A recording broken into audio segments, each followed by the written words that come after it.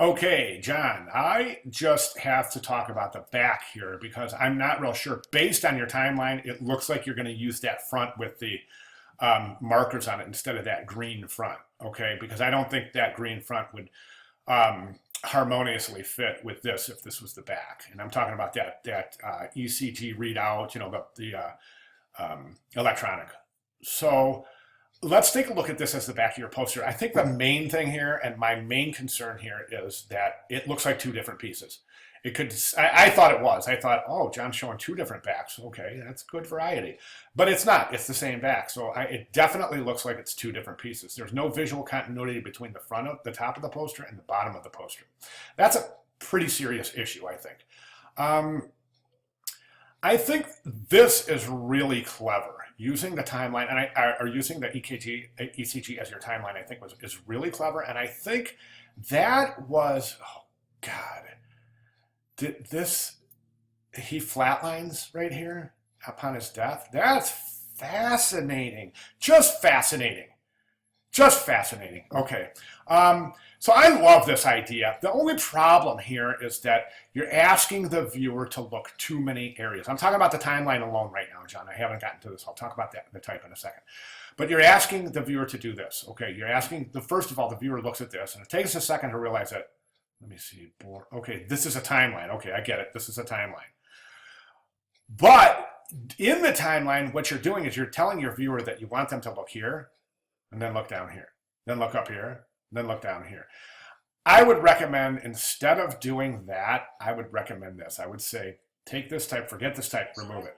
Take these little things right here. Just take a label, a straight line right down there and do born. Okay, then number two, another straight line up there, right there. Number two, enabled, entered, whatever, Netherlands. Number three, since that's up at the top of the timeline, maybe over there, received degree after completing, then four, down there, just a little line, straight line, right there, give your, okay, and likewise, and go through the timeline like that. It'll be a lot easier and it'll force the viewer to have direct engagement with the timeline, because right now, once you realize that this, you could just go through this, and you don't even need the timeline. You see what I'm saying? So by forcing the viewer to have an interaction with the timeline, I think it would be much, much more interesting, and it would create this interaction with the piece. I think the viewer would really, really appreciate. Okay. Now, again, I'm not real sure how you're going to make these, the top and the bottom, appear as though they're part of the same piece. Let's talk about typography on the top. I think the typography is good. I think the placement of the image is okay. I want to talk about the basic typography. There's a couple of issues.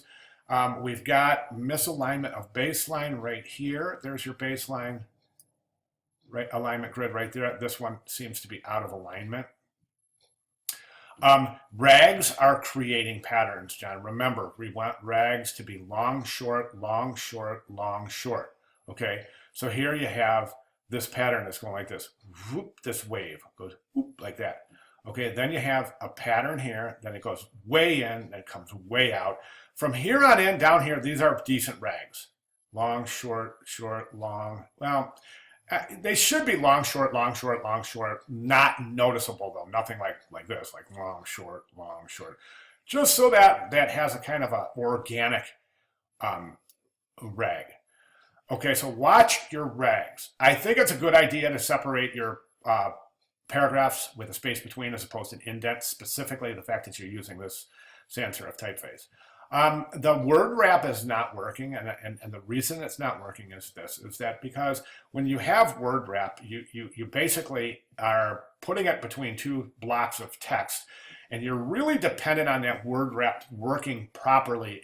If your left aligned text is justified with a rag right on your left aligned paragraphs, rag right, word wrap's not going to work. We know that because we can see it. It just doesn't work. It doesn't create that clear line. The reason this line is so clear is because you've got a perfectly straight left margin on this left aligned type right there. Okay, but in the right margin being ragged, it's when you go ahead and throw a word wrap on it, it's just going to give this really uneven, this really kind of stressful area, visual stress right here through here, because this is so clean and that's not. I would rework that whole placement of that image right there. Other than that, I think you're looking good. Yeah, looking good. Those would be my only comments. You do have a couple of widows, all right, or orphans, however you choose, and that's basically that would amount to a word at the end of the paragraph alone. Here's one right here. Here is another one right here, and here's a third right here. Okay, you don't want to do that. All right, other than that, that's what I have. You also have some unusual spacing over here on your timeline.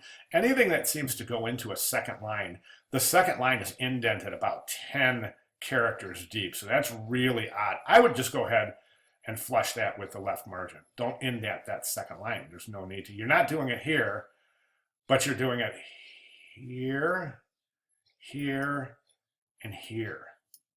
So watch those. Watch for consistency there. All right. Any questions, comments, or other, please feel free to let me know. All right. Good job, John. Thank you.